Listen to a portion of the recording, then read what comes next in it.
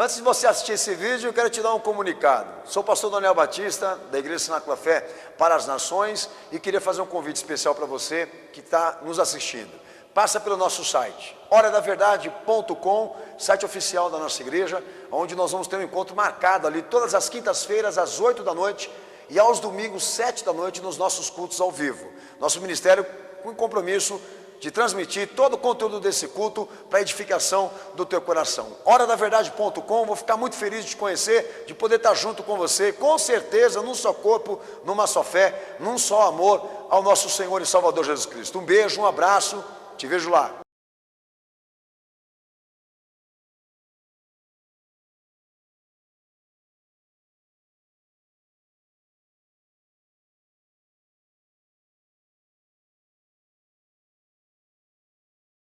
Eu vou ler somente o versículo 23, 24 e 25 do capítulo 10 de Marcos. Amém? Amém? Então Jesus, olhando ao redor, disse aos seus discípulos: quão dificilmente entrará no reino de Deus os que têm riquezas. Os discípulos se admiraram dessas palavras, mas Jesus, tornando a falar, disse-lhes: filhos, quão difícil é para os que confiam nas riquezas entrar no reino de Deus. É mais fácil passar um camelo pelo fundo de uma agulha do que entrar um rico no reino de Deus. Amém? Amém. Quem crê nisso dá glória a Deus? Quem crê nisso dá glória a Jesus? Pode estar sentado, Deus abençoe toda a igreja.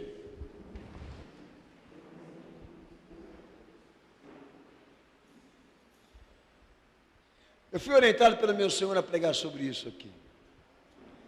Sobre o que é riqueza no conceito bíblico, no conceito do nosso Senhor Jesus. Enfim, talvez até muitos aqui nesta noite possam já ter a resposta disso. E é um privilégio para você. Mas talvez não tenha a avaliação de si mesmo. Talvez não tenha a profundidade do quanto você está longe de ser um crente. Baseado no conceito da riqueza que Jesus incentivou a igreja a buscar. Mas eu quero dar 4 razões rápidas aqui, de conceitos paralelos, para refletir com você. Porque eu penso comigo, aqui com a minha mente, que ouvindo isso daqui, eu chego na conclusão de que eu não sou tão crente quanto eu acho que sou. Se eu estiver vivendo essas ideias e esses pensamentos, tenho para mim que eu não me converti. E eu gostaria que você também refletisse sobre isso, baseado no que vai ser pregado hoje aqui. Então há 4 resumos que eu quero aqui compartilhar com os amados irmãos do que se pensa, do que se acha, do que se resguarda o conceito das pessoas sobre a vida. De que a vida, a primeira delas, abaixa um pouquinho o microfone aí, filho. De que a vida controle a nossa consciência. O que é isso, pastor? É o contrário, mais sugestivo é de que os princípios e a consciência seja mais importante do que tudo que está aqui nessa vida, e não a vida determinar ou controlar aquilo que nós devemos ser como pessoas. É isso. A partir do momento em que as inovações, as transformações chegam para nós a nível de economias, de poder aquisitivo, de poder financeiro, tá? Chegam como imposições de transformações e mudanças para nós, e nós nos permitimos sermos levados por isso, nós damos provas de que nós somos superficiais. Se eu acredito numa coisa e eu abro mão dela para ser feliz economicamente, eu provo de que eu não tenho personalidade de caráter. Eu sou superficial. Quando a matéria, ela promove uma transformação humana, quando o dinheiro, melhor dizendo, ele é pivô de uma transformação tua própria, mostra você, mostra a mim, mostra a todos nós que talvez permitimos isso, de que nós não nos convertemos. Então diz que, por causa da revolução industrial, o mundo mudou. E no conceito bíblico, não mudou para melhor, piorou. e qualquer avaliação social, qualquer avaliação científica se prova isso. Eu não vou discutir isso aqui com você. Que a cada dia mais que o mundo passa a defender que o seu lema é se autoafirmar economicamente, ele não se desenvolve, ele cai num profundo, numa escravidão, numa dependência total material. Amém? A experiência de você estar inclinado a obedecer, a experiência subjetiva para o Evangelho é Cristo. Então, se as transformações do mundo e o poder econômico global, ele tem influências de transformação sobre a igreja, sobre o pastor, sobre os membros, então Jesus não está governando esse negócio aqui. Eu vou dar um exemplo. Quando que na tua vida, baseado nesse texto que você mesmo leu comigo, um rico entrando no caminho do Salvador, e o Salvador deixando claro para ele que a coisa mais importante dele, da vida dele, era o dinheiro dele. E deixando claro para os discípulos que o problema não é o dinheiro, o problema é o amor pelo dinheiro. Tá?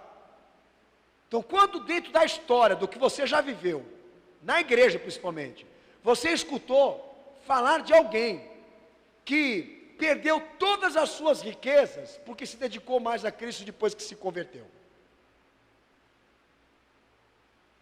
Eu nunca escutei a história de ninguém assim, que entrou rico e ficou pobre porque passou a se dedicar mais a Cristo do que aos seus bens próprios.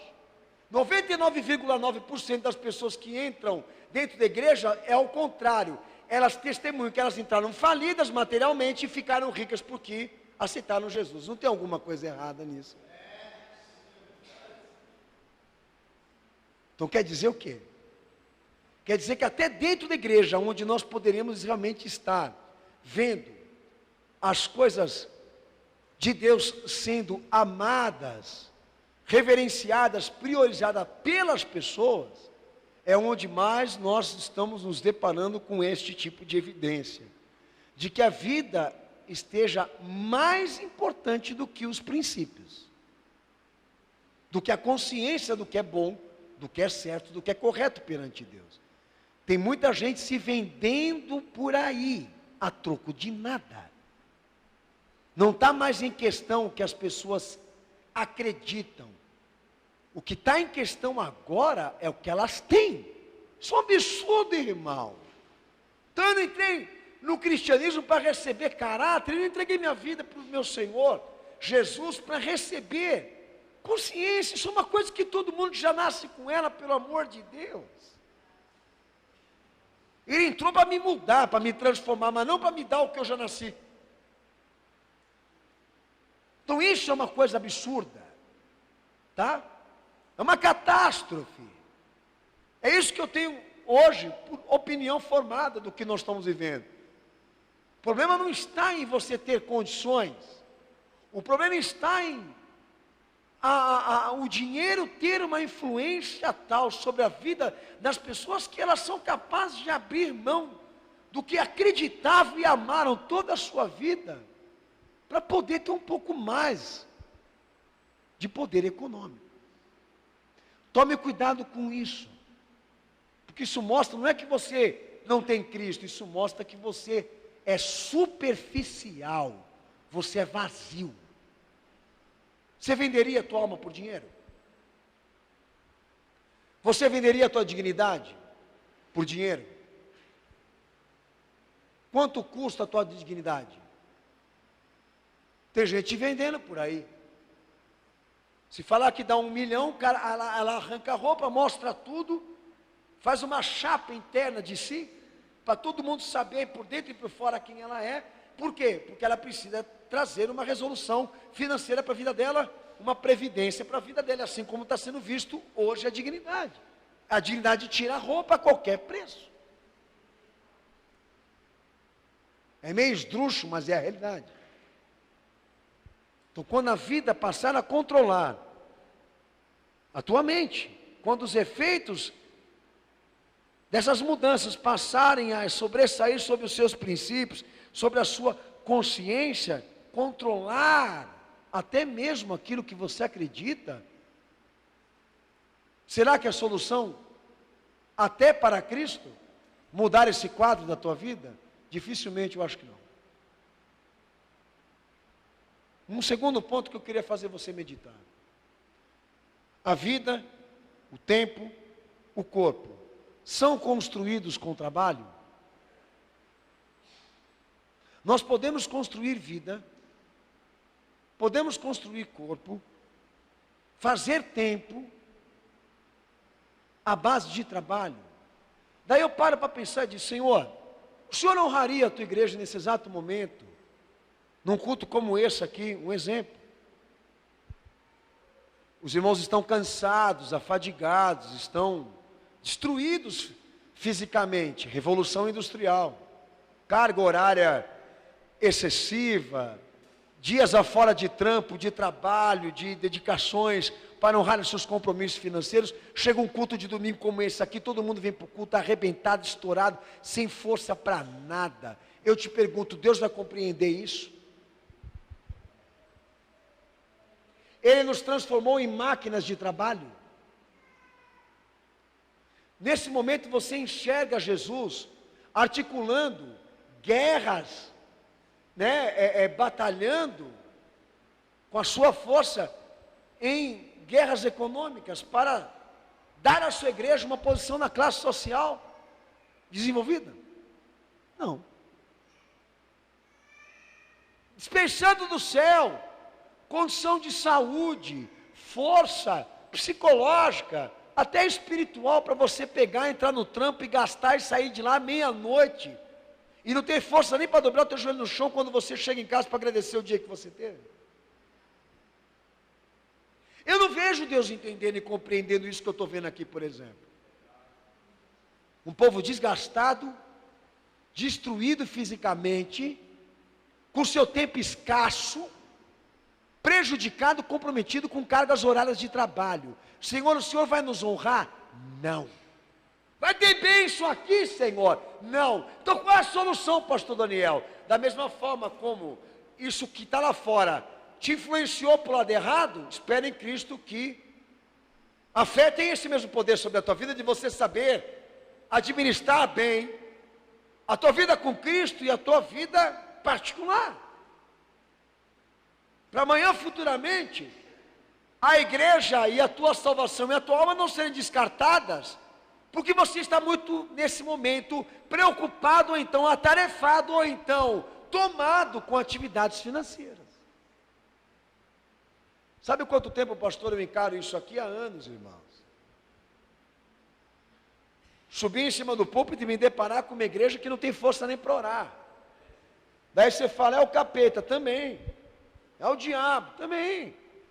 São os impedimentos espirituais, pastor, também. Mas o povo está cansado.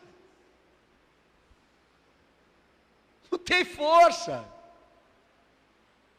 O cara está com 50% de rendimento físico ali, mental, físico, psicológico e espiritual. Porque é um peso sobre ele ali. O que a Revolução Industrial trouxe?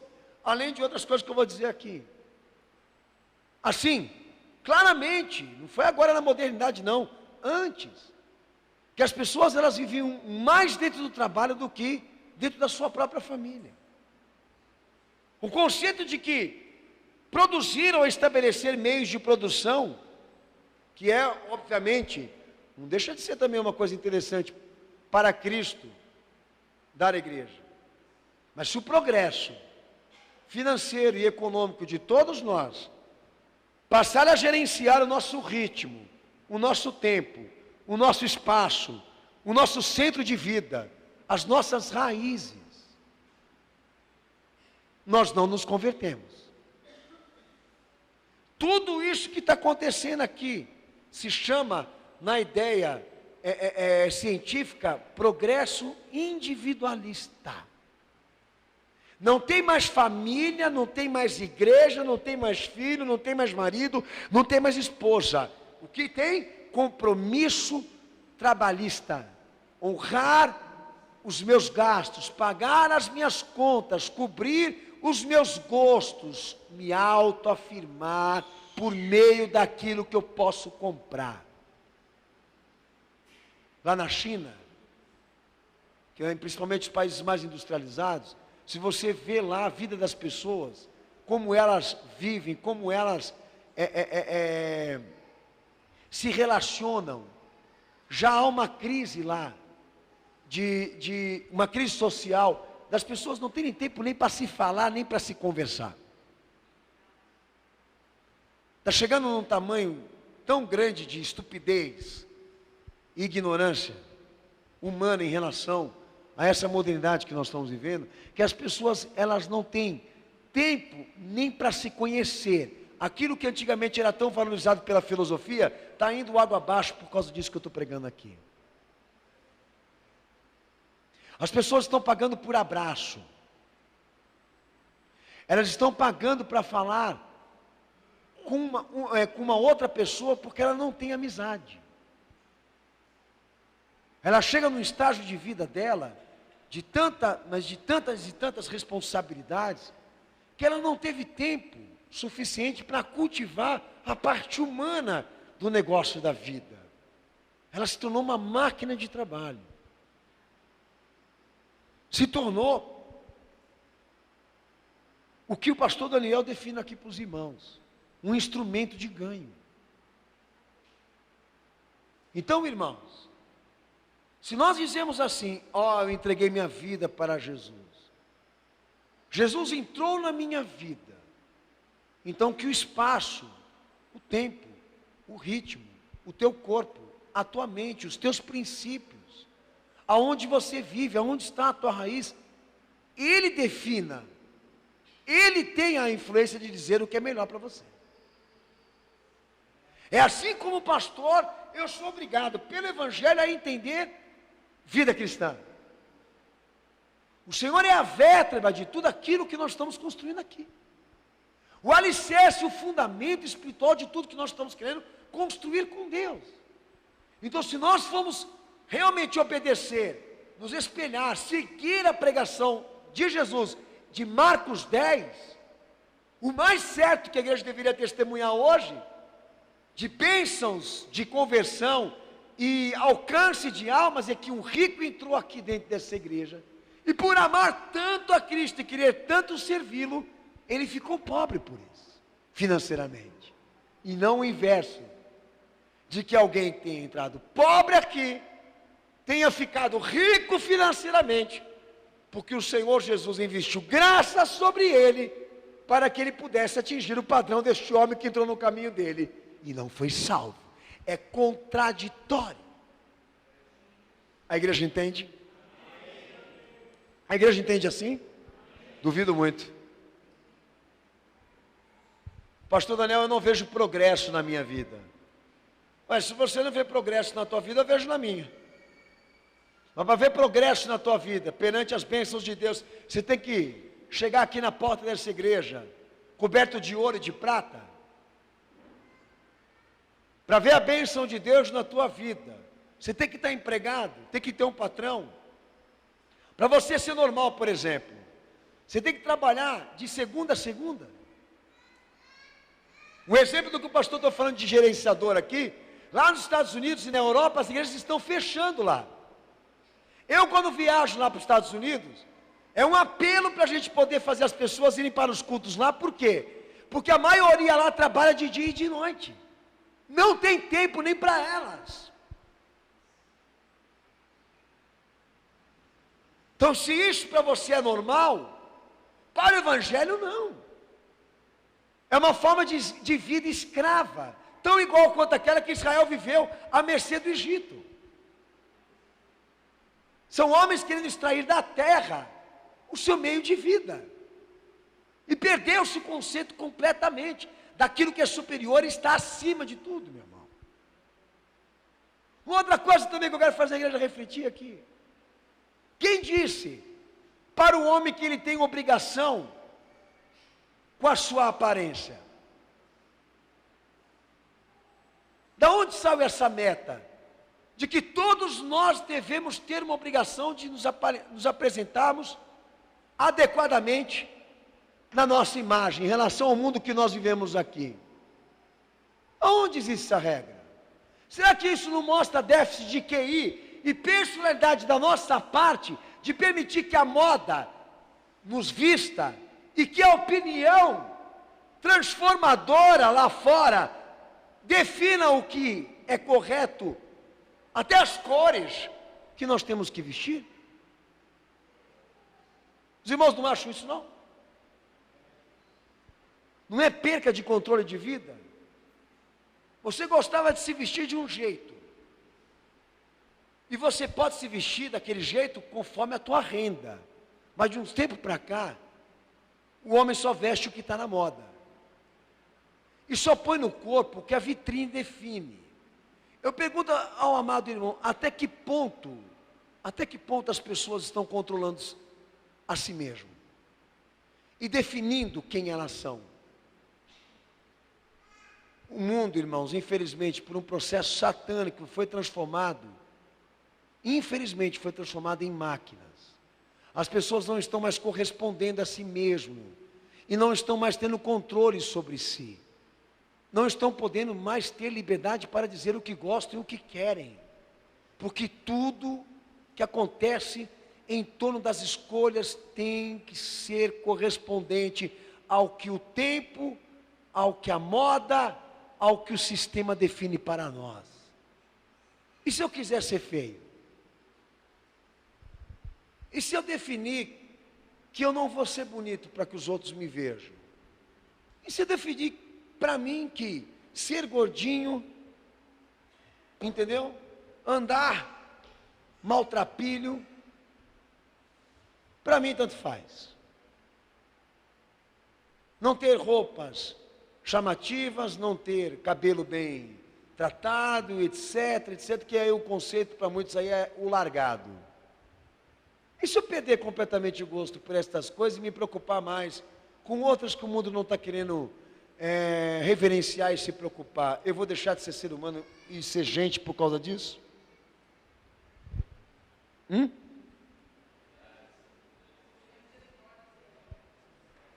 O pastor Daniel, eu vou deixar de ser visto como gente por você? O mais importante de tudo que eu estou falando aqui, é que a partir do momento em que essa terra, os homens que trabalham lá fora, aqueles que são mais fortes e mais poderosos do que nós, e que definem o futuro desse mundo, passam a ter influências sobre as nossas vidas, isso deixa claro que Cristo não governa, que Ele não reina aqui. Se nós entregamos a nossa vida para Jesus, então que essa prova seja dada, hoje, aqui nessa noite, de dizer exatamente aonde está o teu tesouro, a tua riqueza, aquilo que de verdade, realmente você ama na tua vida. Eu não estou estimulando ninguém aqui a ser pobre, não estou estimulando ninguém aqui a não trabalhar, eu não estou estimulando ninguém aqui a não querer ter compromissos, ou exercer compromissos e honrar seus compromissos, pelo contrário. Mas deixar claro para os amados irmãos aqui, que muitas vezes até dentro da igreja, que eu me ponho aqui na frente para pregar, eu percebo, pela própria revelação do Senhor e pela nitidez disso, que muitas pessoas perderam completamente o controle de si mesmo, por tamanha a obsessão, a ganância e a perdição que o dinheiro está gerando nos seus corações. Abre a palavra de Deus em Marcos capítulo 8, versículo 35.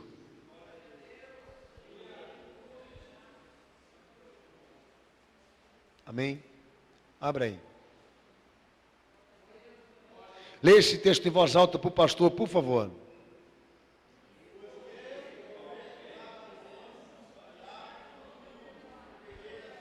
Marcos capítulo 8, 35, leia em voz alta, irmão.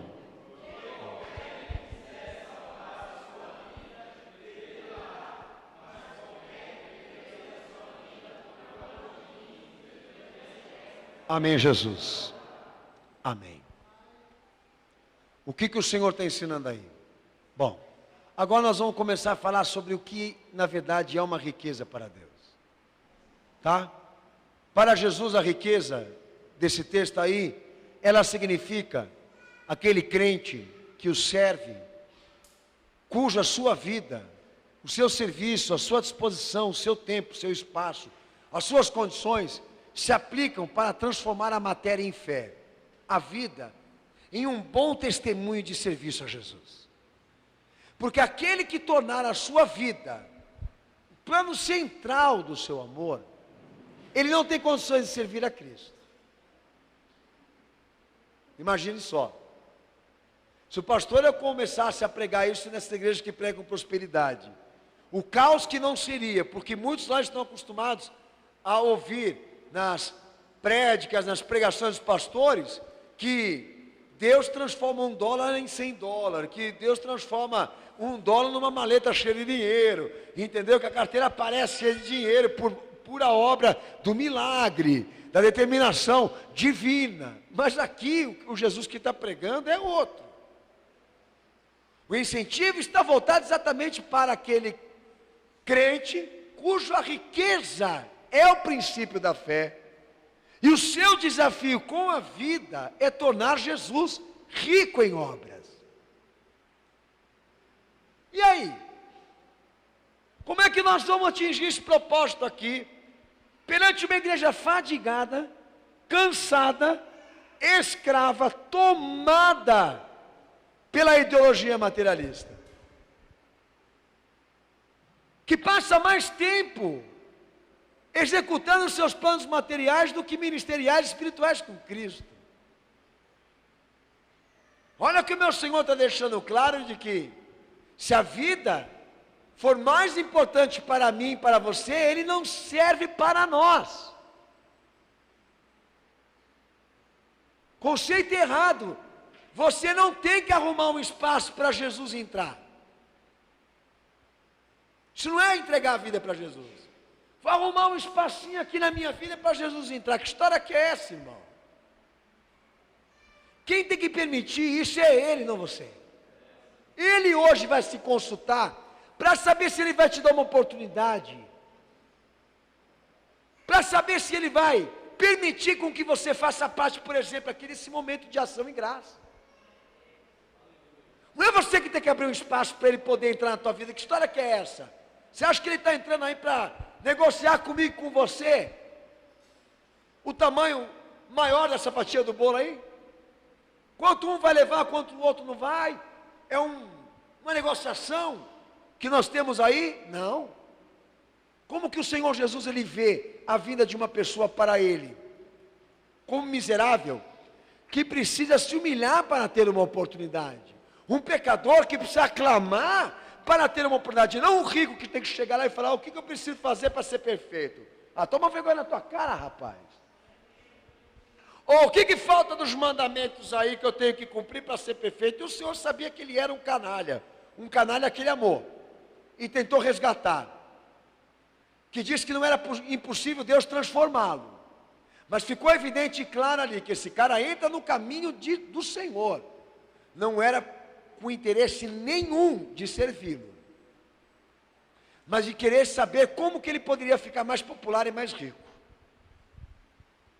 Abre o texto de Marcos 9:35.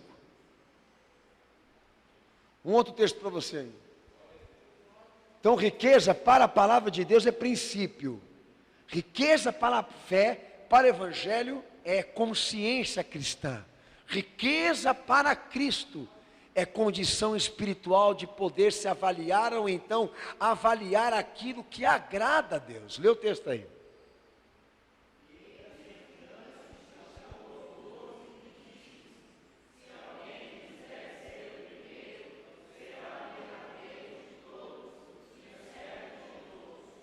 Mas lê bem mais alto, filho. Esse texto é tão lindo para você ler morto desse jeito.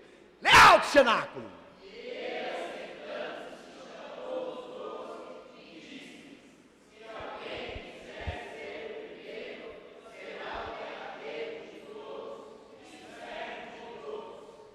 Amém? Imagina o Senhor querendo implementar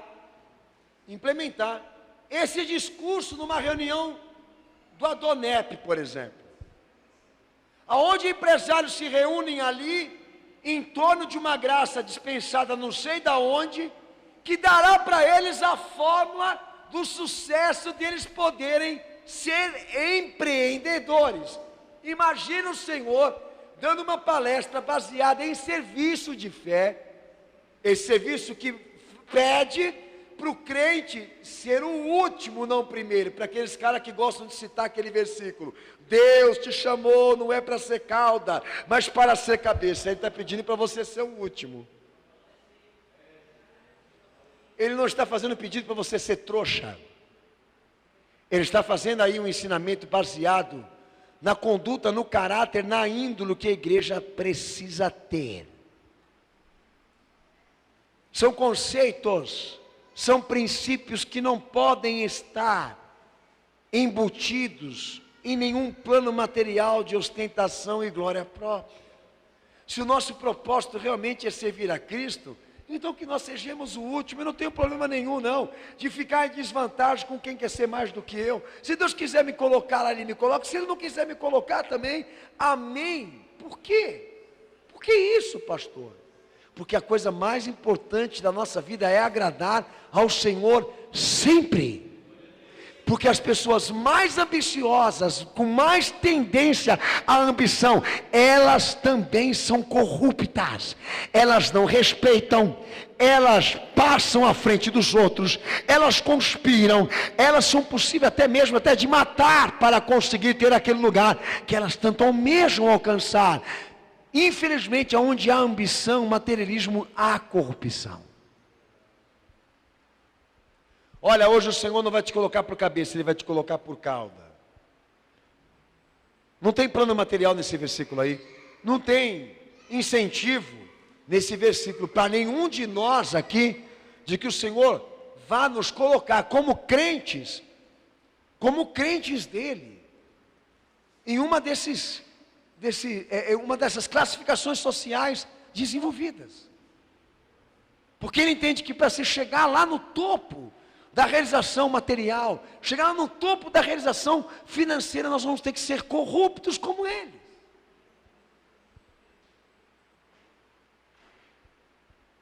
Então não há veneno aqui do Evangelho.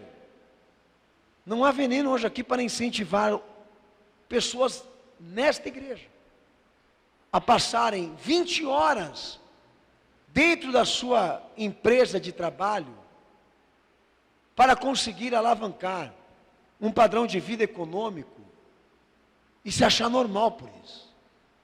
Mas pelo contrário, diminuir essa carga horária que te faz enriquecer aqui entre os homens, ou então ter mais um pouco de dinheiro aqui entre os homens, para investir no reino de Deus, para que você tenha esse coração de que quando for para servir a Cristo, não dar a mínima se te passarem para trás.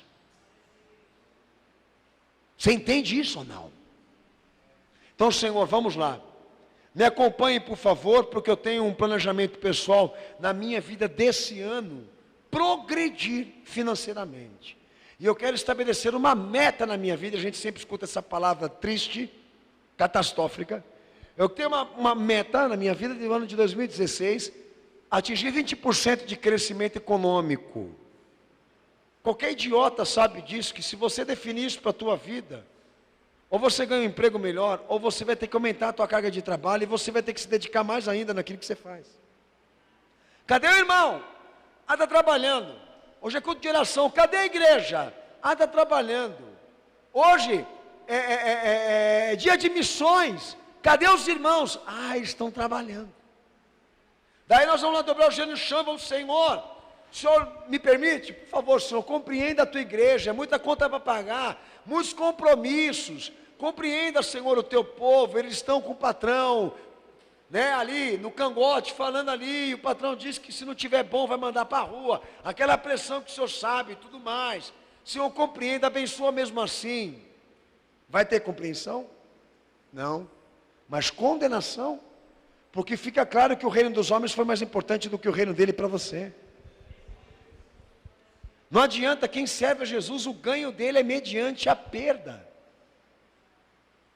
Aqui só ganha Cristo quem perde o seu eu. Aqui só ganha salvação quem perde caprichos, luxos e mesmices. Quem abre mão da sua vida mesmo por Ele. Estou revoltado, sério. Vai para o inferno agora? Estou insatisfeito, sabe? Eu não consigo. Vida, ó céu. Ok. O que você vai fazer para mudar isso? Vai vender tua alma? Vai vender teu corpo? É disso que nós estamos falando. Não é a vida que está em plano. É a vaidade, irmãos. Porque a vida não precisa de muito não, irmão. É que nós estamos seguindo o ritmo deles. Já extrapolou. Não há pecado nenhum você sobreviver. A sobrevivência faz plano da salvação de Cristo. Mas extrapolar materialmente não. E a partir do momento que a vida passar a ser o primeiro plano da igreja, do indivíduo, do crente, nós perdemos Cristo.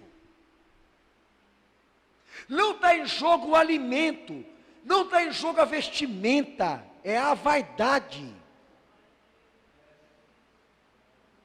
Umas coisas só não contenta. Nós vivemos numa época onde as pessoas não são contentes com o que têm.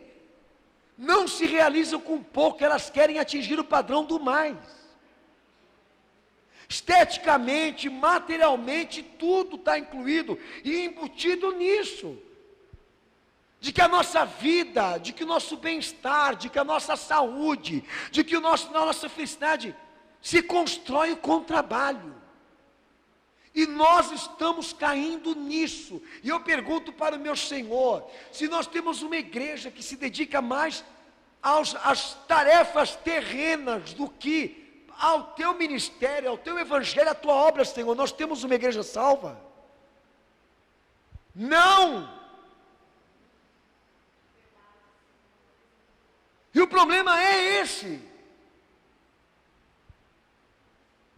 Se lá do alto o Senhor tem a visão de que aqueles que estão aqui passam mais tempo, se dedicam mais, se esfolam mais, se sacrificam mais pelos seus planos materiais e pessoais e individualistas, do que com a sua obra, até mesmo também com o seu bem-estar espiritual. Temos aqui um povo salvo? Não, nem convertido. Porque é evidente que o que o mundo está vivendo lá fora está influenciando a igreja. E os padrões impostos pelos homens lá fora estão sendo reverenciados e seguidos por gente que tem Bíblia na mão. Ao ponto das pessoas se sentirem mais constrangidas pelo que não tem materialmente do que fazem espiritualmente perante o Senhor. Sentem mais vergonha quando não tem dinheiro para pagar a conta, ou então em comprar o brinquedo que o filho pede, do que quando Deus chama ele de adúltero e promíscuo, ou então alguma coisa referente ao pecado ou obra pecaminosa. É mais constrangedor para ele ser pobre do que ser porco.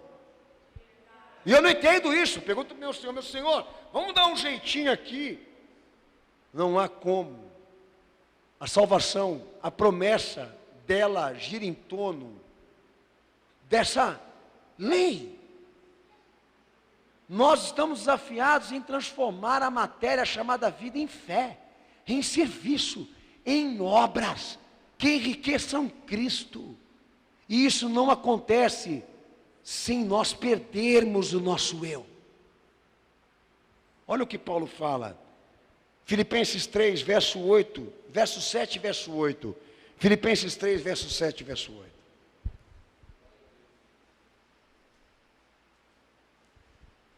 Pode ler em voz alta, por favor, tá, irmão? Por favor.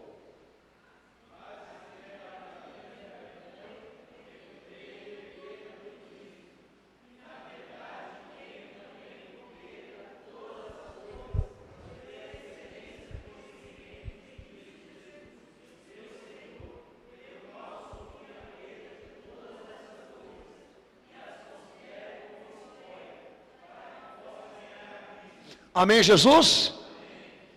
Que segue também em Mateus 6, 20, Mateus 19, 21, Lucas 12, 33, 1 Timóteo 6, 19, Apocalipse 3, 18, são textos que talvez eu dê à igreja aqui. No ponto de vista bíblico, a riqueza para Deus, ela consiste em tesouros espirituais. Paulo aí definiu o quê? Que na vida ímpia dele, na vida descrente dele, ele também amou muitas coisas. Ele também desejou muitas coisas. Ele também pedia para ele também realização de sonhos. Ele tinha um padrão almejado, mas que quando o seu propósito foi ganhar Cristo, ele tornou tudo isso lixo para ganhar Cristo. Meus irmãos, não tem dois lugares de glória aqui, só um vai sentar aí. Ou é Jesus ou é o homem. E eu lhe pergunto aqui nessa noite, como poderemos levantar para o Senhor uma obra aqui, que lhe agrade, que lhe recompense pelo que Ele fez por nós, se nós não temos tempo para Ele e condições para servi-lo? Vai, pastor, levanta a mão aí, sobre a minha cabeça e declara a bênção que eu quero ir embora para casa. É isso que o povo está buscando. Eles querem que a gente faça show em cima do púlpito de Pentecostes, de fogo, de poder. Por quê? Porque a visão é essa, é transferir as riquezas do alto para a terra, para que ele tenha um padrão que ele sonha, que ele sonhou ter como ser humano. E segundo o meu Senhor aqui é diferente, é o inverso. O céu só vai derramar as bênçãos sobre a tua vida a hora que você pegar esta vida que Deus te emprestou para tornar Jesus rico com ações,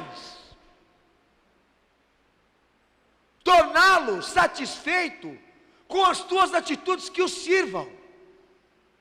Enquanto isso não acontecer, o teu batismo não te salvou, as tuas declarações de fé não alcançaram a tua alma, porque você está retido em dívida, não é com a beleza, não é com o banco, não é com a família, é com o reino de Deus.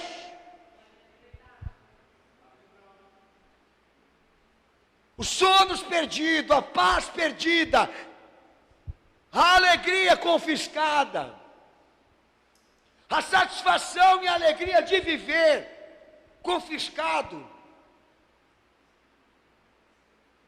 Porque Jesus tirou isso? Não. Porque o Senhor te impediu isso? Não. As regras que Ele prega não tiram o privilégio da vida de ninguém aqui. Não, o que está tirando tudo isso de nós é a estupidez, a ignorância. É a estupidez, a ignorância de todas as vezes nós olhamos lá para fora e queremos nos espelhar no que está acontecendo com eles, e queremos achar que isso é vida, que isso é ser feliz, que isso é ser realizado, que isso é a melhor coisa que nós poderíamos precisar agora. E é isso que está nos destruindo, nos pesando, nos fadigando. Não é o que Deus está pedindo para que a gente faça, é o que o mundo está nos impondo, que a fé não acompanha, não honra. Como é que eu vou ter que amar o meu Senhor nesta condição de tornar a minha vida um propósito para fazer Ele ser rico com as minhas obras, se eu não tenho tempo nem para agradecer o prato que eu como, nem para dobrar o joelho no pé da minha cama para orar, se eu não tenho tempo nem para cuidar de mim, porque as 24 horas que eu vivo é em torno de tarefas, é em torno de compromissos materiais. Nós estamos perdendo a nossa chance de nos salvar. Eu digo nós, que eu me incluo, e que Deus me julgue, porque isso que eu estou pregando hoje aqui já derrubou muito pastor de cima de púlpito, muito crente da fé, já venceu e faliu muita igreja que vivia uma vida com Cristo, abençoada. Infelizmente estas tendências estão destruindo o que resta, e se nós não vigiarmos, vai acabar com essa daqui também, porque o pastor, eu olho os planos que o Senhor define para esse ministério. Vou em busca de missionário, vou em busca de discípulo, vou em busca de gente que tem tempo, vou em busca de gente que tem condições, vou em busca de gente que tem dom, em gente que tem experiência, em pessoas que têm inteligência. Aí não consigo encontrar porque todos não têm tempo para isso. Olha os jovens, os pais incentivando eles a se formarem, a terem uma profissionalização, a serem pessoas importantes, inteligentes, a terem um lugar na sociedade, não na minha frente. Porque se eu ver um pai orientando isso na minha frente, como membro dessa igreja, pode ter certeza que isso é tarefa dele na casa dele, não dentro da igreja. E eu pergunto para os jovens, e aí, o que vocês querem ser para essa igreja? Eles não sabem responder nada. E os outros ministérios estão vivendo do quê? De CD gravado e grupo musical. Porque aquela safra de missionários que passavam as fronteiras para levar a Bíblia, para levar mensagem para países comunistas, para países ainda não cristianizados, não existe mais. Porque a maioria das famílias foram destruídas pelo conceito capitalista e materialista, vencidas por esses planos materiais, de que a pessoa, gente, ser humano é aquela que tem dinheiro para tirar do bolso e comprar o que sonha, que aquele que é abençoado por Deus é aquele que tem mais de uma propriedade para poder morar, e a igreja está sendo vencida por isso, e o ministério prejudicado. Eu acho bom você acordar, porque se Deus começar a cobrar de mim e de você, a dívida que nós temos com o reino, pode ter certeza, vai ser mais do que pesado, para nós, ouvir dele, o que está sendo pregado hoje aqui.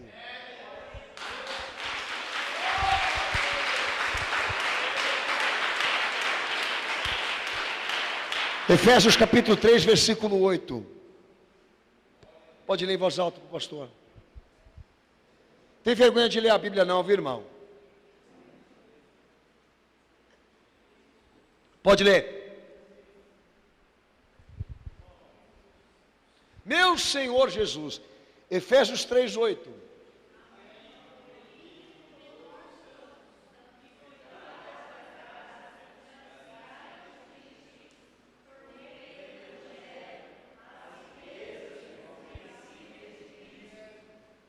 Amém? Entendeu aí? O que Paulo está pregando e ensinando para a igreja? Que as riquezas que são mais preciosas para o crente é aquelas que habitam em Cristo na sua mente e no seu coração. Mais preciosas do que aquelas que são terrenas, é aquelas que o Senhor tem colocado dentro de nós. São aquelas que são espirituais. Daí você para e analisa esse ponto. Bom, amém, pastor. Amém. Então é isso que Deus quer que eu faça realmente. Que a partir de agora eu defina para a minha vida, primeiramente saber o que Jesus quer de mim e quer que eu faça, para depois tratar das outras coisas relativas à minha vida pessoal. É isso, pastor? Sim. Mas só que tem uma coisa, não é uma regra que eu estou te passando aqui. É uma cláusula de amor. Porque muita gente vai sair desse culto hoje aqui não dando a mínima porque eu estou pregando aqui.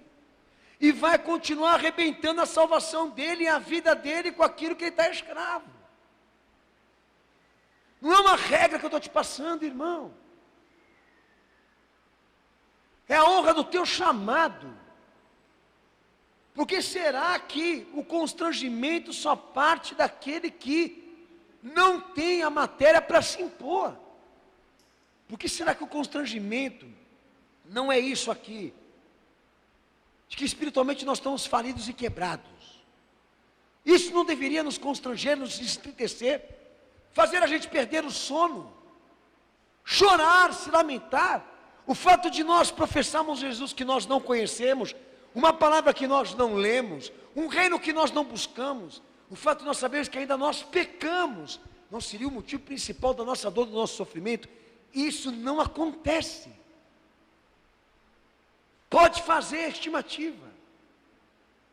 A causa da dor e do sofrimento do povo que está aqui nessa noite é baseado no compromisso da aparência, do compromisso formal, do compromisso material.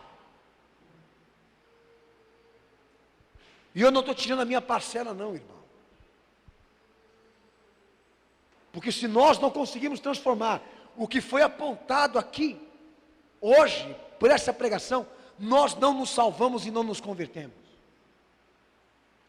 Se a vida estiver controlando a nossa consciência, se a vida estiver gerenciando os nossos propósitos com Cristo, se nós estivermos nesse propósito de querer pagar essa dívida com a aparência, com a beleza, com a autoafirmação estética, nós não nos convertemos.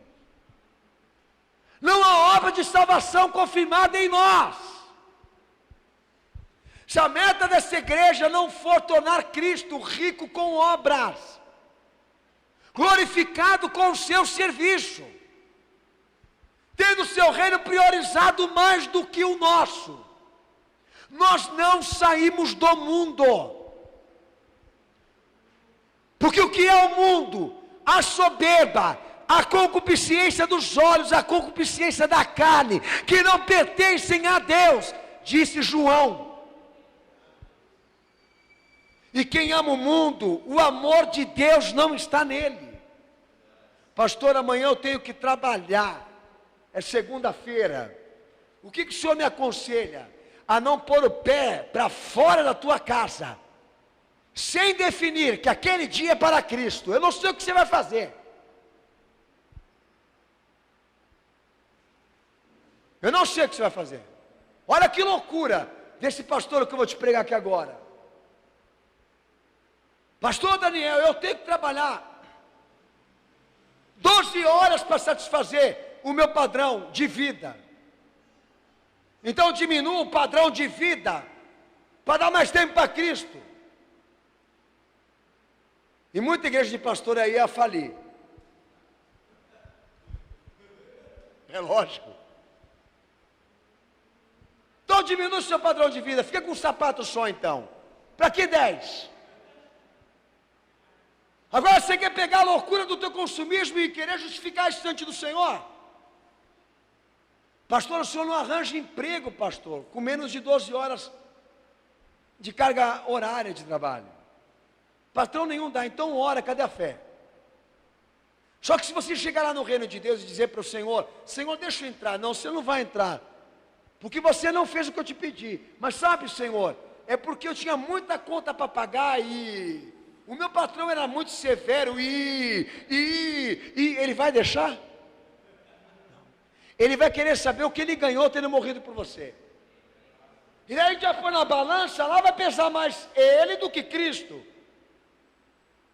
Não vai justificar.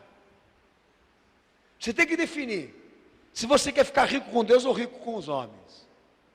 Faça a sua escolha. Quando eu fui ser pastor e pregador do evangelho, eu abri mão do meu próprio negócio, do meu próprio eu. Foi um voto que eu fiz. E eu pago isso até hoje na minha vida. E eu não vejo outra alternativa para quem quer se salvar. Baseado no que o Senhor ensinou, no ponto de vista dele, independentemente da época do tempo em que estamos, a influência é ele.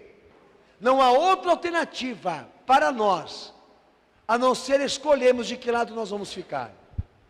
Se ele enriquecer, buscar bens aqui para esta vida, ou nos enriquecemos com ele. Provérbios 13, 7, lê aí. Provérbios 13, 7. E eu leio Tiago 2, 5 para você. Pode ser? Então vai lá, Senac, dá glória a Deus à igreja. Dá glória a Deus aí, Senac. A palavra está entalando aí, meu irmão. Pode ler aí.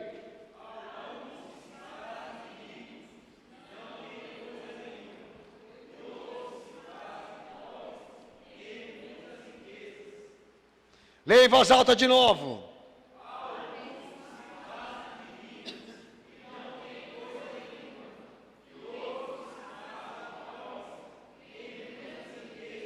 E aí? Vai ficar com essa palavra aí, irmão? Hã? Vai ficar com esse paradoxo aí, cenáculo? Vai? Tem muita gente que chega e fala, eu sou rico, para Deus ele não é nada. E para outros, que a sociedade o classifica como pobre, no céu, ele é rico. Né? Ô pastor, mas isso não realiza mesmo. Pô pastor, mas isso daí, para minha beleza, não dá. Para minha fama, não dá mesmo, eu concordo com você. Mas o Salvador quer saber o que é mais importante para você hoje aqui. Porque não queira acreditar que ele vai sentar numa mesa para te dar gerências de empreendedorismo, para você ficar rico, filho. Ele quer te encher das bênçãos do céu. Pode ter certeza disso hoje aqui. Ele não está preocupado com a fama dessa igreja, nem com o que o mundo pensa sobre ela a nível de economias. Podemos ser pobres aqui, mas somos salvos.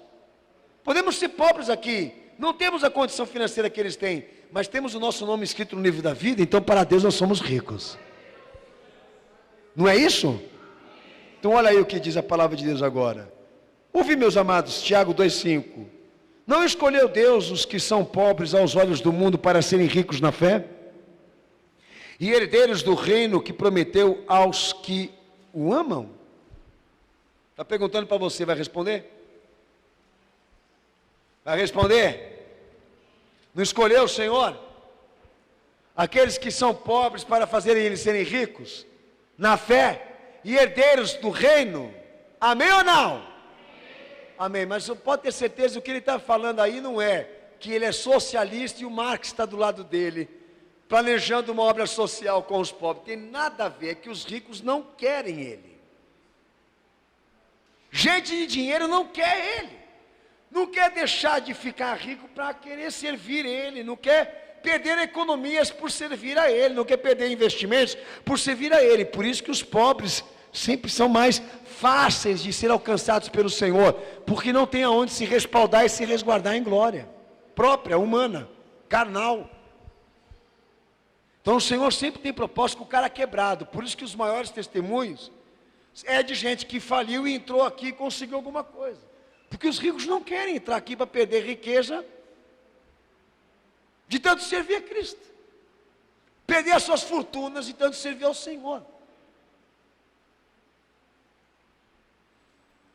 Então esse contraste existe, isso não pode de maneira nenhuma nos humilhar. Humilhação, constrangimento, dor, sofrimento por perdas, eu prefiro considerar a perca de Cristo e da minha salvação, e não me sentir humilhado e falido, porque eu não tenho o padrão econômico para atingir o sonho da minha família ou o meu sonho pessoal. Dignidade, honra, honestidade, dinheiro não compra. Família estruturada, dinheiro não paga. Vergonha na cara, dinheiro não compra. Então se tem gente brigando aqui, se esfaqueando aqui, se matando aqui, porque não consegue ter mais do que tem, será que não parou para pensar que quem abre a porta é o Senhor? Quem tem condições de dar todo o dinheiro do mundo, se Ele quiser, nas tuas mãos, até a senha da Loteria Federal, Ele poderia te revelar se Ele quisesse. Mas por que Ele não faz? Porque Ele sabe que você não vai lembrar mais dEle, que não vai ter significado mais nenhum para você, o que Ele fez por você na cruz. Ele sabe o quanto isso vai te comprometer, o quanto isso vai nos afastar, o quanto isso vai nos prejudicar a nível de salvação. 2 Coríntios capítulo 8, versículo 9. O exemplo de Cristo, que sendo rico, se fez pobre por amor a nós. Lê o texto, 2 Coríntios 8, 9.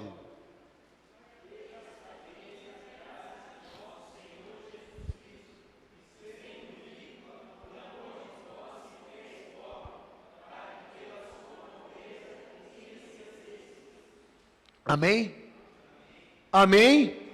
Daí pega aquele idiota lá que falou que Jesus é rico, e esfrega aqui esse texto na cara dele e fala assim: olha, o conceito que o Evangelho tem sobre o Senhor é que ele não fez menção nenhuma em se afirmar por intermédio de riquezas terrenas, mas de riquezas espirituais. Então ele abriu mão das riquezas até materiais que ele tinha para se fazer pobre entre nós, mas poderoso em obras espirituais, e nos dar exatamente o exemplo de que ninguém vai comer, ninguém vai beber, ninguém vai vestir, não, de que estas coisas não são tão importantes, como esta daqui é importante, de valorizar, de se apegar, de trabalhar essa sementinha chamada fé na tua vida, e fazer Jesus ser engrandecido, por intermédio deste tempo, desse espaço, disso tudo que você está perdendo, por coisas que você não vai levar daqui,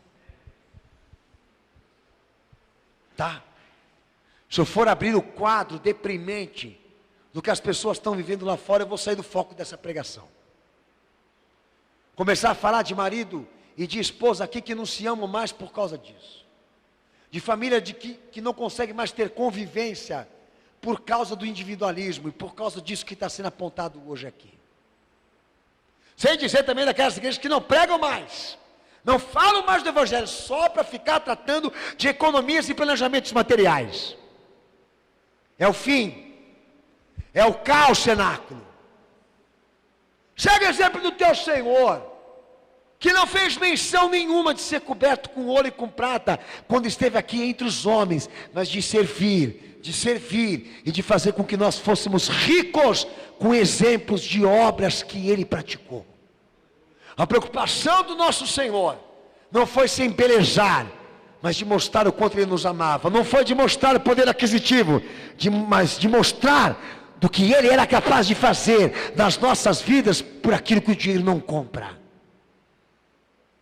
Estou seguindo, Senhor, os teus passos agora. Estou querendo ser teu discípulo, estou querendo ser teu seguidor. Então toma cuidado que esse que você está seguindo aqui não tem onde reclinar a cabeça dele, não tem moradia fixa, não tem palácio, não tem tempo para pregar, mora de favor. Não porque fez voto de pobreza, porque ele não tinha nenhuma importância com isso, porque ele veio trazer o diferente para nós, ele veio trazer o mais importante para nós, porque os bens materiais a terra já prega, ele veio trazer o que a terra não sabe, e que ele quer que seja plano primordial na minha e na tua vida hoje aqui, e que gaste o teu tempo com isso, a tua vida com isso, para se salvar, para se redimir, antes que Deus condene. Lucas capítulo 16, versículo 11.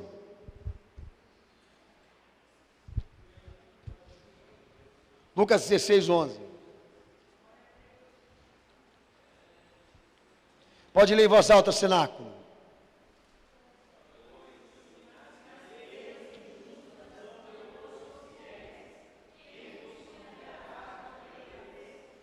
Lê em voz alta.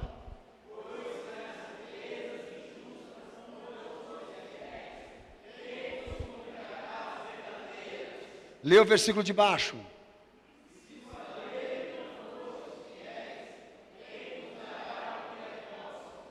Amém? Lê o outro agora, para você ficar mais feliz agora.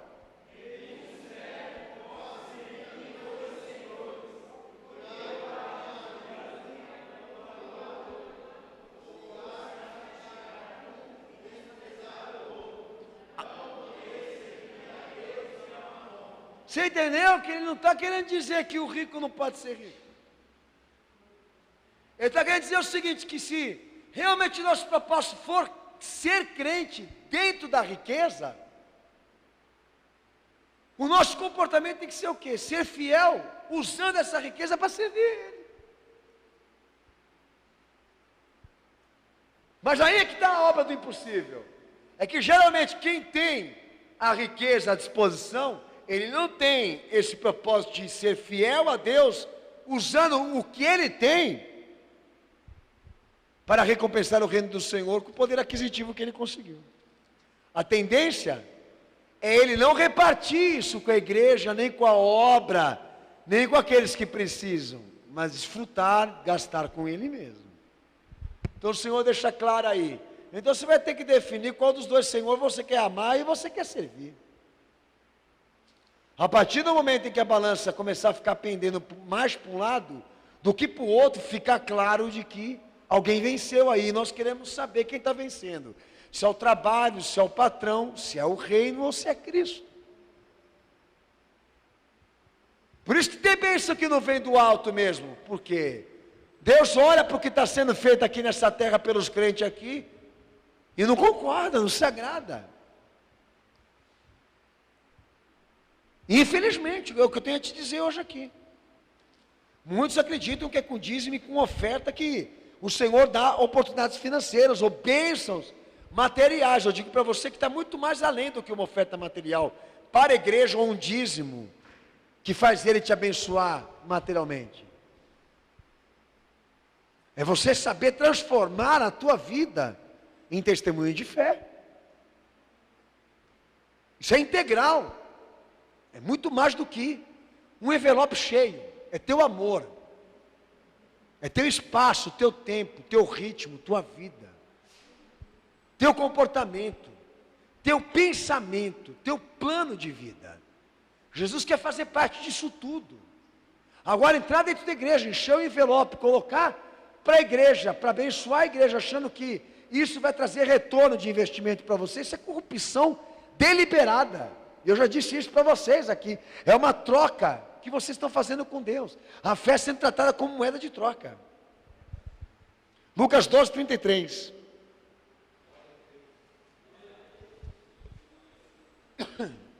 Pode ler aí, cenáculo, em voz alta. Hã?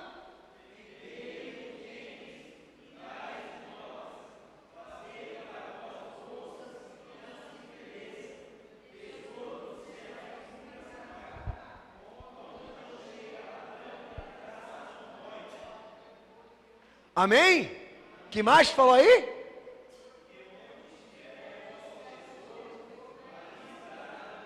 Porque aonde estiver o vosso tesouro, aí é aonde estará o seu Deus.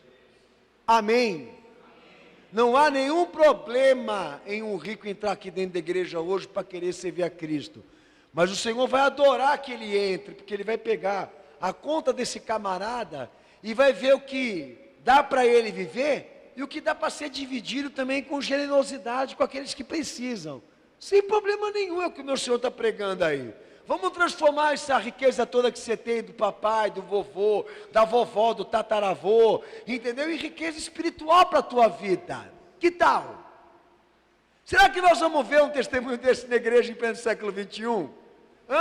Um membro da família Rockefeller se convertendo a Jesus, entrando no cenáculo da fé e dizendo assim: olha, estou depositando aqui aos pés dos apóstolos, entendeu? 80% das nossas riquezas para ser investido em planos sociais e espirituais e missionários dessa igreja, e o restante somente para nós vivemos e tocarmos a vida. Tá bom, eu não preciso de mais do que isso. A gente tem ouvido algum testemunho assim no canal 7, no canal 13. Alguém tem ouvido algum testemunho desse tipo por aí? Não, é o contrário. Ele entrou pobre, entrou falido, entrou destruído financeiramente, e Deus foi dando mansão, e foi dando carro, e foi dando Mercedes, e foi dando Ferrari, e foi dando mulher nova, foi dando tudo novo. O cara foi ganhando na loteria. Eu lhe pergunto aqui hoje, baseado no ensino de Cristo, aonde se encaixa essa perspectiva na fé? Não há encaixe, não há harmonia com o que Jesus prega. O interesse dele é fazer com que toda a igreja seja rica espiritualmente. E aqueles que têm condições financeiras, que eles se conscientizem de serem generosos com aqueles que não têm. Se tem mais do que é para viver, se preocupa com aqueles que não têm.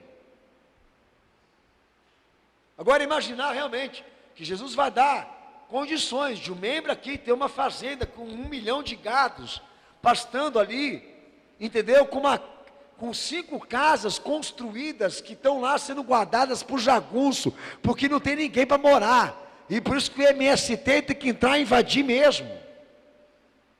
Entendeu? Para no final da vida dele, ele gozar ou então se autoprestigiar pelo que ele conseguiu como ser humano aqui. Isso não tem propósito cristão, irmão.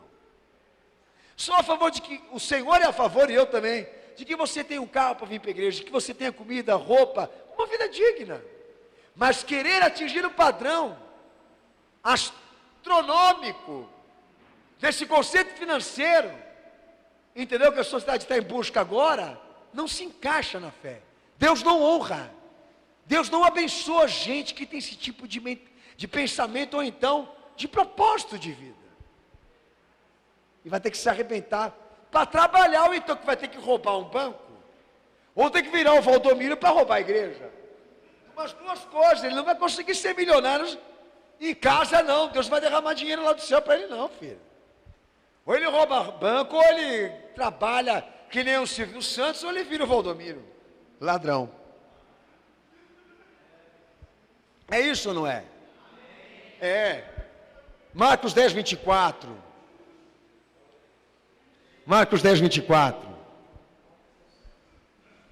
Está pronta aí? A igreja está pronta? Leia em voz alta, cenáculo.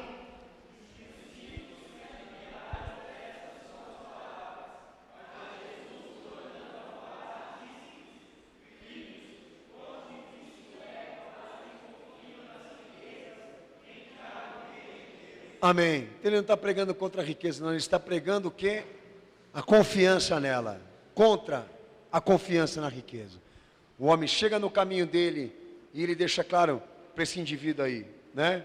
Deixa claro para ele que o que o impedia de segui-lo, de se salvar, ou então de ser perfeito aos olhos de Deus, era o fato exatamente dele ter a sua vida material como sendo a coisa mais importante da sua vida. Acreditar e achar que a sua vida, né, ou a sua realização estava acima da consciência. Amém, Jesus? Quem que é nisso da glória a Deus? Quem que é nisso da glória a Jesus, cenáculo? Texto de Apocalipse 3, 17. Quando o Senhor vai e se dirige a uma igreja, né? E essa igreja, ela tinha um probleminha lá, a autoafirmação. Lê o que ele disse para ela aí. Pode ler.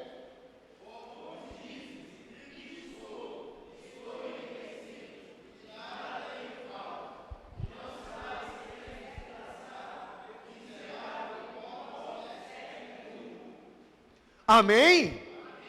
Nossa, mas que desonra que o Senhor deu aí a essa igreja, não? Você se autotitula materialmente uma igreja prestigiada, uma igreja famosa, uma igreja glamourada, bem vista pelos homens, mas aqui no reino de Deus você não é nada. E se essa mensagem fosse para nós hoje aqui?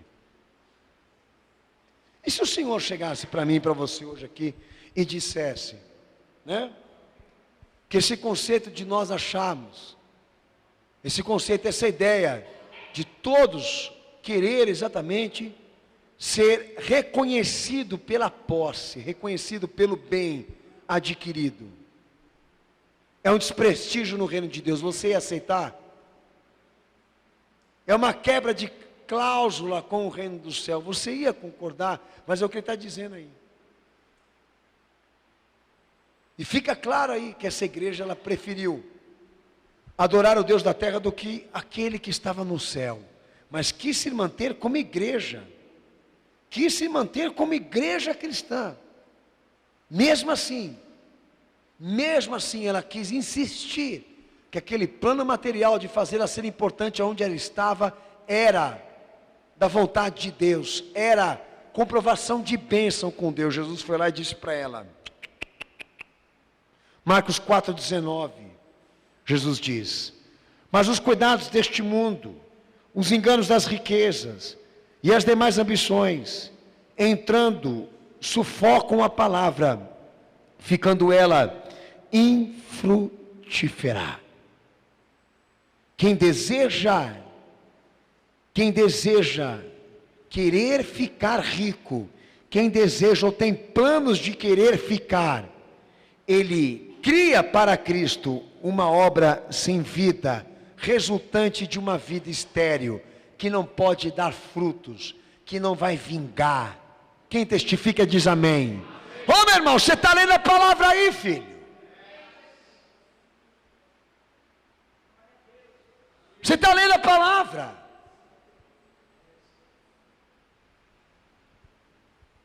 Eu vou tocar a minha vida. Você é alguém no mundo, então defina isso. Porque para essa igreja, o que o Senhor está deixando hoje claro aqui, é que Ele quer participação de tudo.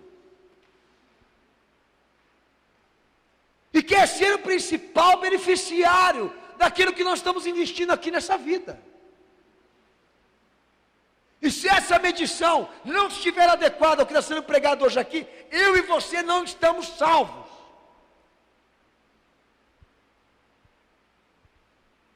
Porque para muitos, salvação só se baseia em moralidade, em padrão moral. Mas para a palavra não é só ser santo e íntegro.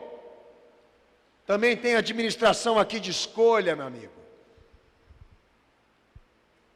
Tá? Preocupações realçadas com aquilo que você deseja, com aquilo que você almeja alcançar. E óbvio que não há nada de satânico querer ter condições econômicas, mas a palavra de Deus está colocando esse indivíduo que deseja, até o que cobiça, Paulo trata como sendo uma pessoa que está dando demonstrações e tendências a se desviar da fé. 1 Timóteo 6,10, Paulo diz aí, mas os que querem ficar ricos caem em tentação, em laço, em muitas concupiscências loucas e nocivas, as quais submergem os homens na ruína e perdição. Na ruína e perdição. Então, quando tem um plano material aí na vida do povo que se diz crente, cuja confiança é o dinheiro, a autoafirmação é os bens, o desejo é a cobiça, é querer ficar rico, a palavra está deixando claro o quê? Que não há nenhuma evidência de que esse povo é convertido, de que eles tenham sido ganhos, suas almas tenham sido ganhas por Jesus. Pois os seus conceitos, pensamentos, ideias, planos, desenvolvimentos próprios, todos eles estão voltados com tendências corruptas, terrenas, malignas, para não dizer satânicas. Tiago 5,3. Você pode ler aí, cenáculo? Texto bonitinho. O vosso ouro e a vossa prata se enferrujam. A sua ferrugem dará testemunho contra vós, e devorará a vossa carne como fogo. Entesouraste nos últimos dias. Previdência. Previdência. Você tem um plano de previdência? Tiago fala sobre previdência. O teu ouro e a tua prata estão se enferrujando. Você não está precisando, mas você precisa ter. Você não vai gastar, mas é uma... O quê? É uma reserva que eu tenho para me garantir. Garantir do quê?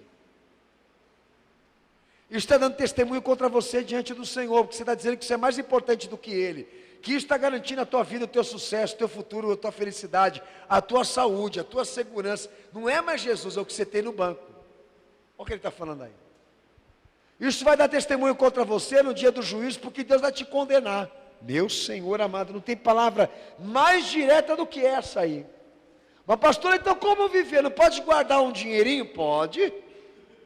Pode guardar. Mas desde que você justifique.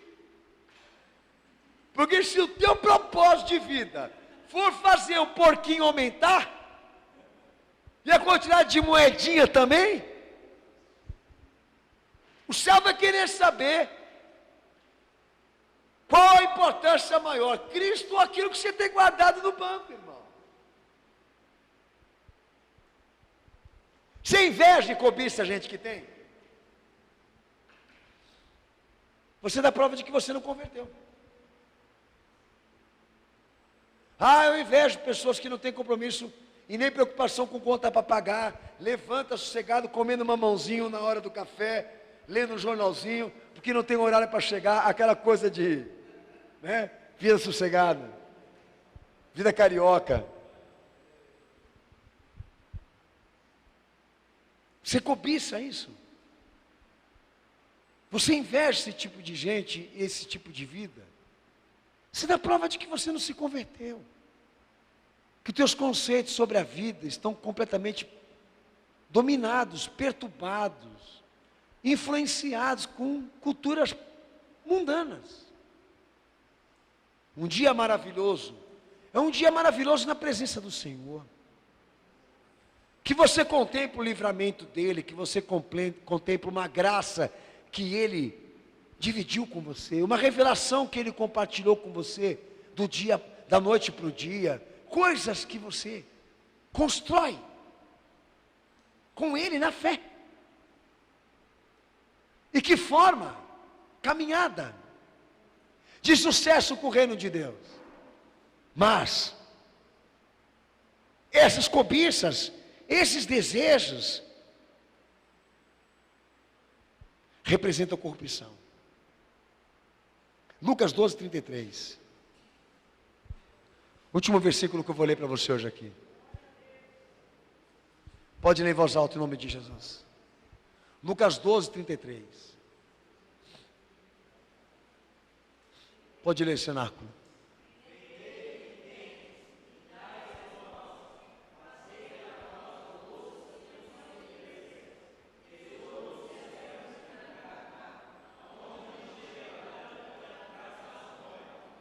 Amém? Leu o outro agora.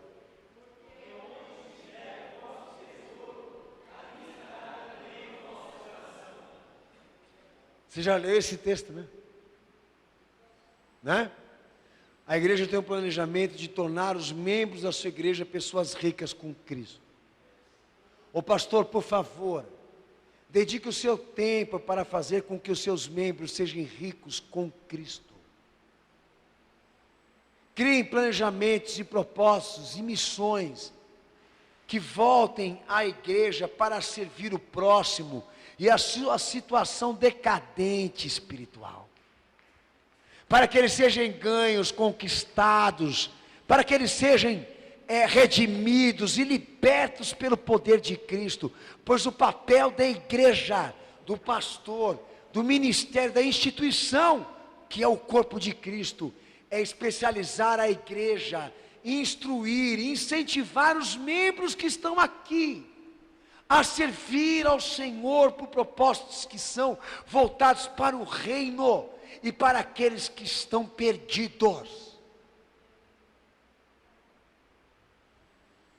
Não é chegar aqui em cima desse púlpito, e como meu Senhor já definiu, incentivar os membros, ou então, aqueles que congregam aqui, a ambição de usar exatamente a igreja, o nome de Cristo, para poder ter mais do que o necessário. Paulo prega sobre contentamento.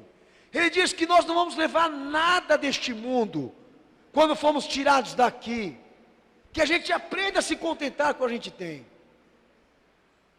Pois muitos caíram nesse sentimento, nesse desejo, e se corromperam e se afastaram da fé. Ele faz apelos a Timóteo sobre isso, porque é o papel da igreja.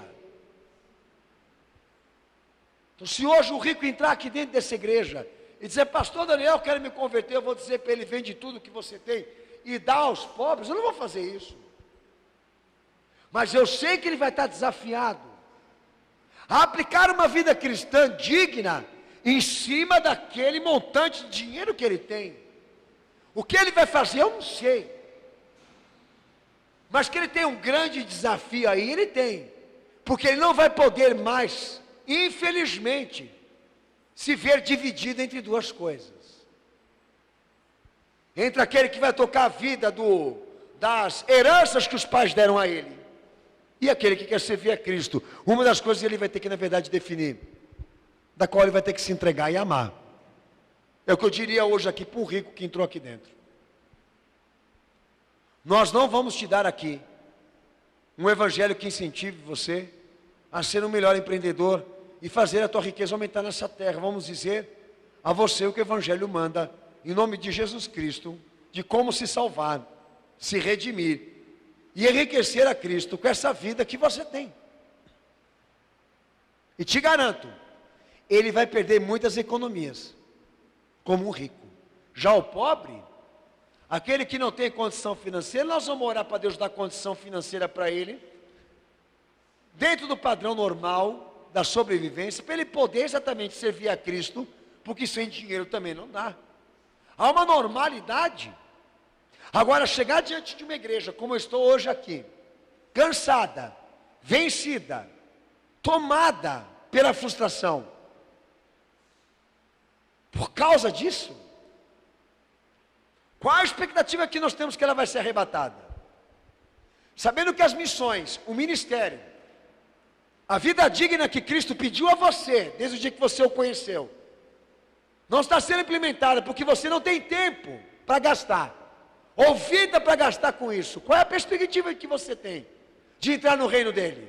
Sabendo que você está em dívida com o reino dele. Dívida com ele. Não há nenhuma esperança de salvação, nem para você e nem para mim. Se ficar claro para Deus que nós temos nos dedicado muito mais às coisas daqui, dessa terra, do que para Ele e o que Ele pediu para nós.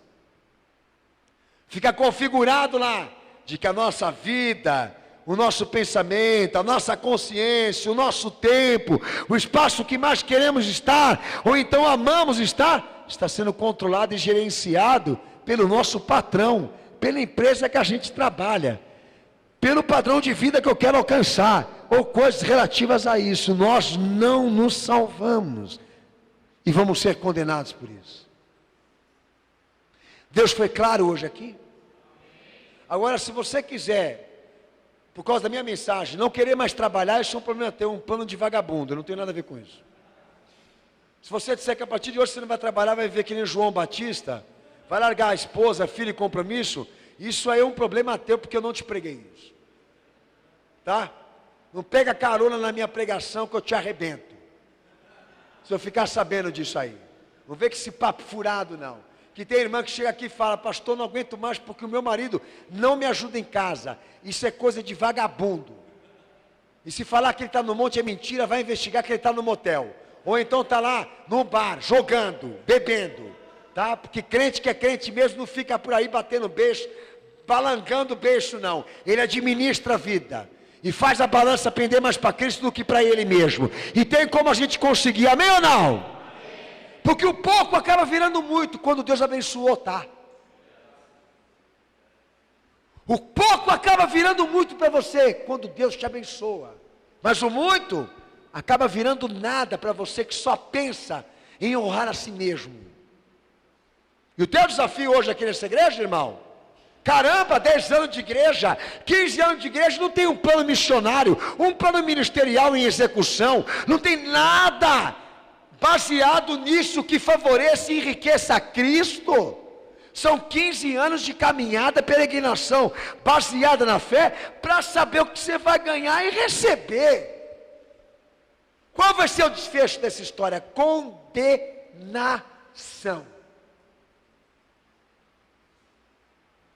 Pela palavra dele.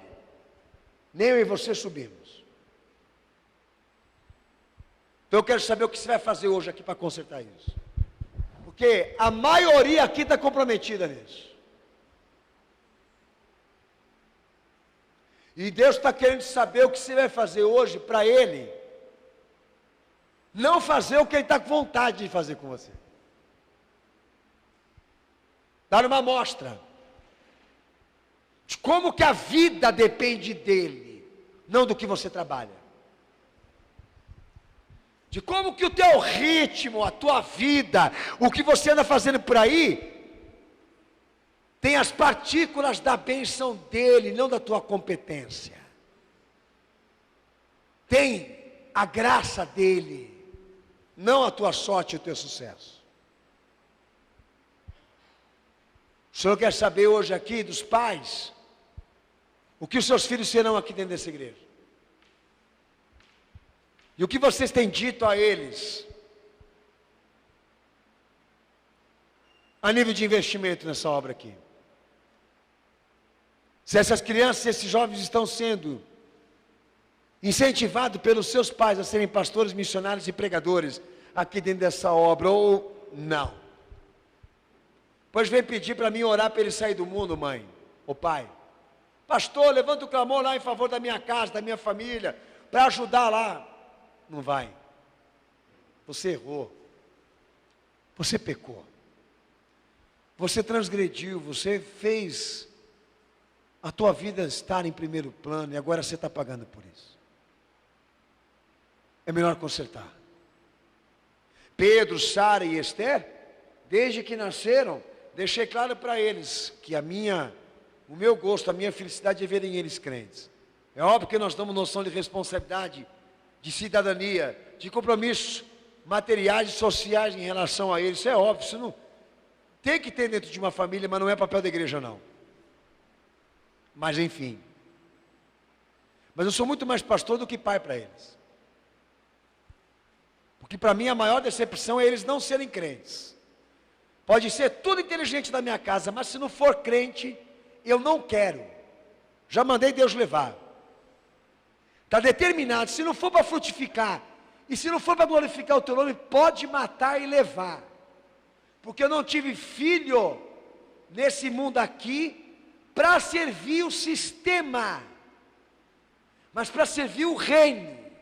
Nasceram dentro da igreja, estão endividados com Cristo, vão ter que pagar.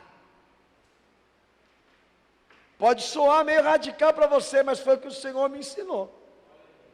E eu quero saber o que você vai fazer hoje aqui, ô cara de pau, que está lá fora agora lá, quebrando os tamancos, quebrando as panelas, subindo as paredes, está com saúde, está vivo, tem os dentes na boca, tem cabelo na cabeça que muita gente não tem, entendeu? Está aí durão, fortão, está insatisfeito por quê? Porque não tem um 3G, um 5G, um 7G? É. Porque eu não sou normal como os outros pais que põem filho para estudar em escola cara. Queria dar a melhor educação para os meus filhos, na escola de padres, vai virar freira, teus filhos. Então para de se diminuir, para de se rebaixar, para de se ficar buscando exemplo e medida em cima daquilo que está sendo vivido pelos homens lá fora, nos padrões humanos. Começa a se inspirar naquilo que o teu Senhor te ensinou e te falou. Mais vale o homem, o que ele é, o que ele tem por dentro, do que aquilo que ele veste, do que aquilo que ele come, meu Senhor. Não foi isso que ele ensinou para nós? Toma muito cuidado, para lá na frente, quando o Senhor for fazer o balanço da tua vida, do tempo que você ficou dentro da igreja dele, a balança não pender mais para o teu lado do que para ele. Porque se isso acontecer, eu e você não nos salvamos. Abaixa a cabeça e fecha os teus olhos.